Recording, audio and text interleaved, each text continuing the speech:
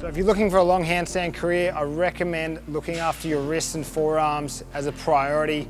You've really got to develop the strength through the forearms and wrists before trying to load up your whole body weight through them. So a few drills, getting some wrist extension, so passive wrist extension. We're trying to get the eye of the elbow to come forward. So we're placing a lot of stress around that wrist joint there. So you can do it one at a time, or you can do them two at a time. You can even start to look to do push-ups through the back of the wrists. Another variation would be to tuck your knuckles together, hands flat on the floor, and we're trying to lock out our elbows without letting our fingers come apart. So keeping our tight fist, actively trying to lock out the elbows, and you got to feel that through the back of the wrists and back of the forearms.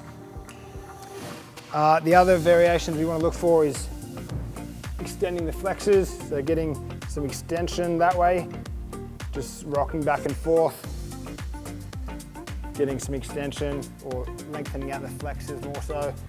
So like with everything, we've got the passive range and the active range, so we want to work on our ability to actively lift our fingers off and build some development through the extensors in the forearm, so we can sort of sit over the top of our fingers and then try and lift our fingers off the floor, and we're starting to really use those extensors and develop some strength and therefore conditioning, so we can load up and have our body weight through our hands without much damage.